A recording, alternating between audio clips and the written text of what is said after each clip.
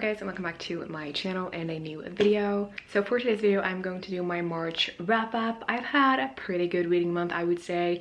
Definitely not my best reading month. Definitely not. I'm gonna be honest with that. It's been a pretty hectic month, to be honest, and that's okay. I'm really happy with the books I read. Read some really good books along with some that weren't as good, but I'm excited to talk to you guys about them and share them with you guys, so maybe we can chat about them. But yeah, here are the books that I read in the month of March. The first book I read in March was Cytonic by Brandon Sanderson. This is the third book in the Skyward trilogy. Actually, no, it's not a trilogy. I thought it was going to be a trilogy. I thought this was the last book, but once I finished this one, you had like a page in the end that said that it will be a fourth book, which is very exciting if you are a fan of the series like I am. I read Skyward quite a few years back, the first book, and that was like my first ever science fiction book, really. I've never really been into that genre, but this was a YA science fiction that had gotten a lot of good reviews, so I was really intrigued to start this series, and I'm really glad I did. In Skyward, we follow Spencer, who is this girl who is dreaming of becoming a pilot, but is finding it quite difficult because her father has this reputation that's pretty bad because of something that he did, or people believe that he did. But against those odds, Spencer is doing everything she can to become the pilot that she wants to become, and you get to follow her as she is doing all of these crazy adventures and how she is fighting towards her dreams to become this pilot.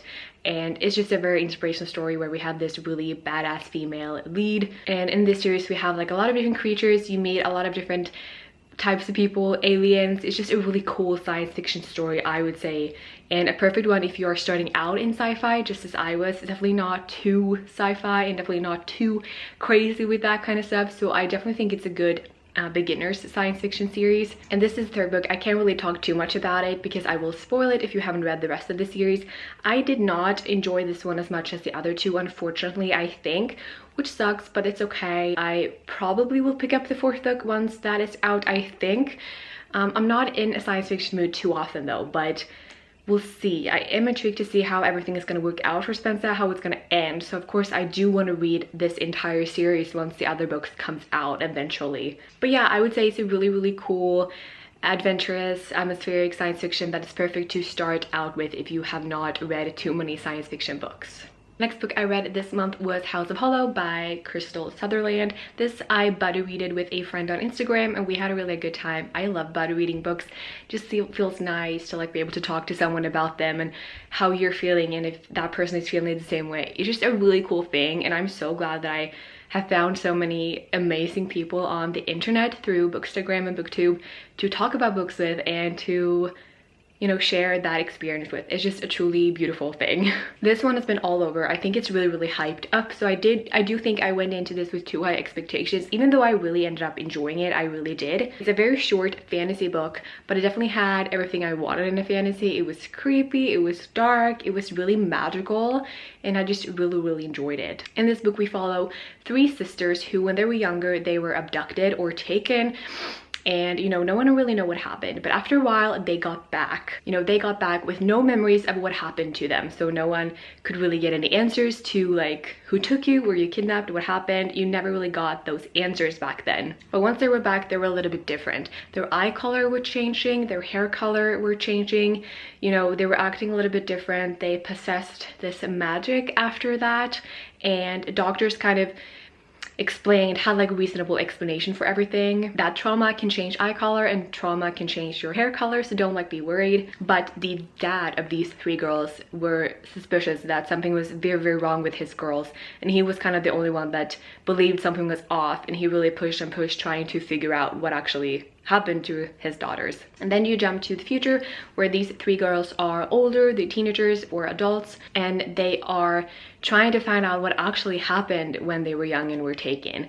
And one of the girls, I believe it's the oldest sister, actually accidentally like finds the place that they were in when they were taken, and it's a really creepy and atmospheric magical story about these three girls.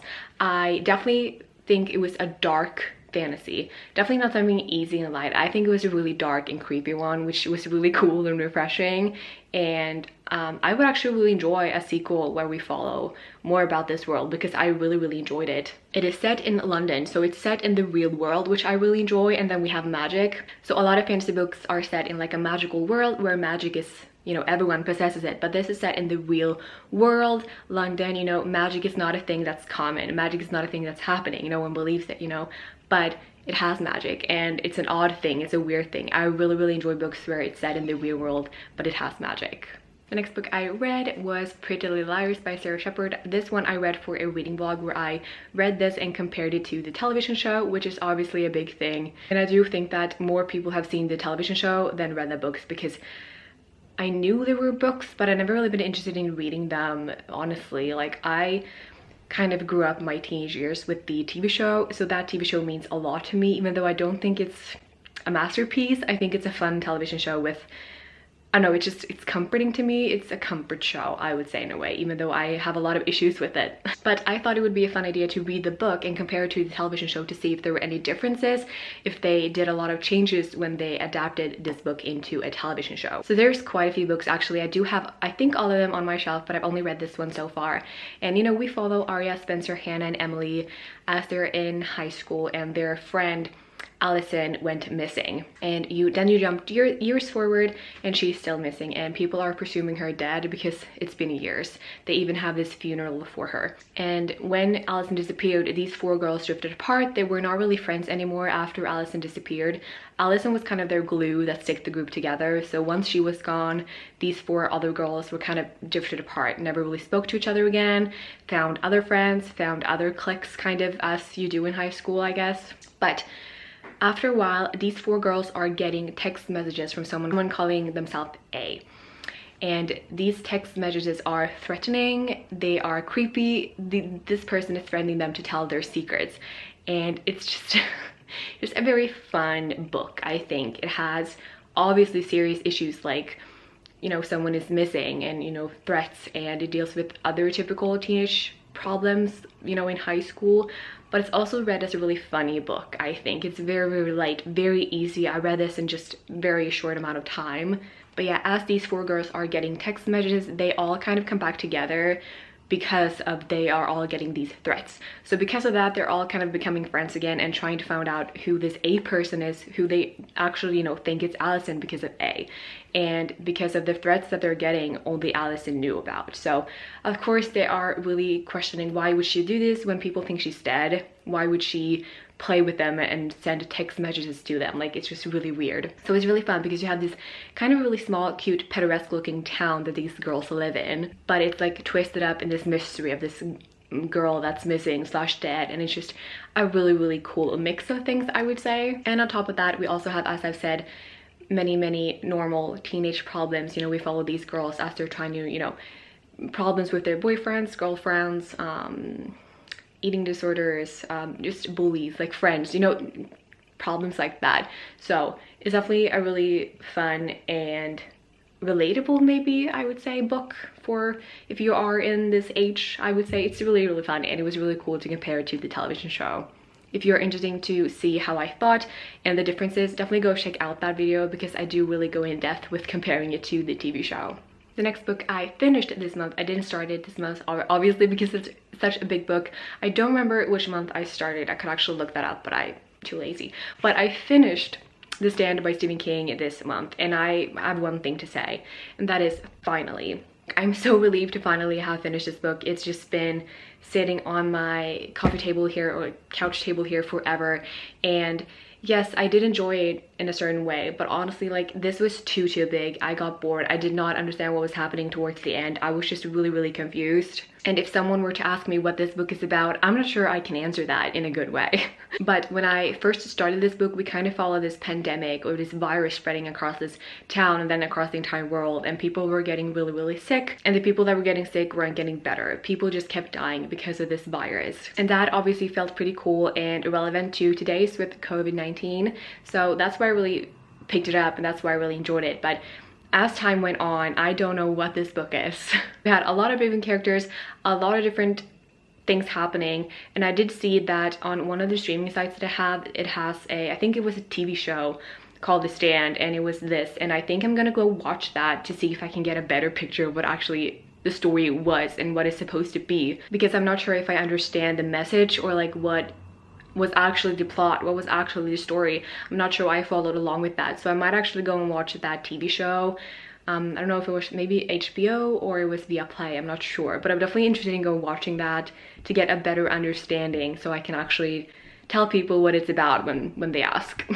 Next book I read was My Best Friend's Exorcism by Grady Hendrix. I've read 2 books by Grady Hendrix. My Babysitter's, what was that called? Southern Book Club's Guide to Slaying Vampires. I read that one, and then I've read The Final Girl Support Group by Grady Hendrix, and I did really enjoy the Southern Book Club's Guide to Slaying Vampires. That one was really fun. I really want to reread it soon. And then the other book I read wasn't too much big a fan of, but it was still okay. I mean, I still wanted to read more of his works. And I'm so glad I did end up picking this one up because I really, really enjoyed it. This book is set in the 80s, and we follow this girl group of 4 people, 4 girls that are in high school. And one night they decide to try out drugs because back then, you know, it's the 80s. Drugs were really like starting to pop up, I guess, in America. And they were all really curious to try it out, of course. And nothing really happens. They're kind of disappointed. They expected more, but they decide to go skinny dipping this night. And one of the girls jump in the water and then she never appears until a little while later when she appears in the forest, and she's just different. She is acting strange. She is really, something happened, and then you jump forward in time and this girl is completely different. She used to be this, you know, really kind of popular girl, I guess, where people wanted to talk to and be friends with, and now she is the exact opposite. Her nails are dirty, her hair is dirty, she looks really, really sick and unhealthy. She can't eat regular food because she just pukes it up. And like she smells, her clothes are dirty, everything is just dirty about her, and she's just a complete mess. And she's also really mean to people and rude to her best friends, and her best friend Abby is trying to find out what actually happens. And then something even weirder happens. You know, she was this really unhealthy, weird, smelly, just really not taking care of herself. Then all of a sudden she is the exact opposite again. She is looking really healthy, she's more beautiful than ever. Everyone wants to be friends with her. Everyone is like mesmerized by her, and everyone like loves her all of a sudden. And she is just attracting so many people, so many new friends. But her old friend group, she has completely shut it out. She doesn't want any help. Abby is desperately trying to help her best friend, but she refuses to accept any help. And it's just really, really frustrating. And also it's really fun because it's set in the 80s. These girls' parents are very religious. You know, it's really fun to follow them as they kind of like thinking it's something else. And it's just it's a horror book, yes, but it's definitely a funny one. I would say it's a funny, quirky, like horror flick. Definitely not something that will give you nightmares, definitely not something that will keep you up. Yes, it has some disgusting, gruesome moments, but definitely not a scary one, I would say. It was more fun and like more made you laugh than cry, you know what I mean? Like, I really, really recommend it. It was a really good book. And the last book I read this month was Layover Land by Gabby Noon. I believe this was her debut novel, and what really got me intrigued was the cover. First of all, I don't know why, I just really loved the cover. It looked really fun and unique. I don't know why, but it kind of gave off 50s diner vibes, which I thought would be included in the story, which it wasn't. Not that I was disappointed because I really ended up liking this book, but I just felt like the 50s and like a diner kind of, you know, the neon sign vibe. That was this cover gave off. But in this book we follow Beatrice, who starts out with the prologue where we follow Beatrice, who is driving in her car on the like intersection highway, and she's just really frustrated. You don't know really why, but she keeps on going like, oh, I messed up my sister's life. How do I fix it? I need to get back to my sister. Like, she's my best friend. I cannot lose her. I need to make this right. I need to make amends. She's just really emotional and you don't really know why, like what happened. But then she crashes. A car drives on the like wrong side and crashes into her car. And then the prologue stops and chapter 1 starts. And chapter 1 starts with her waking up in an airplane. And on this airplane there's many other people and no one seems to know where they're going. No one can give her the answer to where are we going. And then they land and come on to this airport. And even there no one can seem to know where are we, and no one can seem to answer her question. Where are we and what are we doing here? Like, how did I get on an airplane and now in an airport? But there she is greeted by this girl who takes her along and then explains everything. So it happens that she died in that car accident and she has now come to what's called layover land, which is kind of an in-between before you go to heaven. And here she gets the job to help other souls to move on. She has to help 5,000, I believe, souls to move on before she can move on, which obviously is a pretty long job. You know, I just thought it was a really unique concept. At this layover land, she meets other souls that have been stuck there because they have something unresolved that they need to handle before they can move on. And she meets Caleb there, which is a boy her age, and she gets really interested by him and vice versa. They kind of catch feelings for each other until Beatrice finds out something about him. And yeah. But as you can tell, it's just a really cool and unique story, I would say. Definitely very light and easy, even though it talks about death, obviously. It's very told in a really unique and funny and easy way, a light way. So definitely not deep and dark as it might sound. I think you can tell by the cover too. It's very light, very easy, kind of a funny book, even though it talks about a serious topic like death. So definitely recommend this one. It was really unique. It was very fast, easy, fast-paced, just yeah, very cool and unique book, and I'm really glad I read it. But yeah, that was all the books that I read in March. If you haven't read any of these, please let me know, or if you're wanting to, I would just love to chat about them with you guys. But yeah, thank you guys for watching, and I will see you guys in one of my next videos. Bye!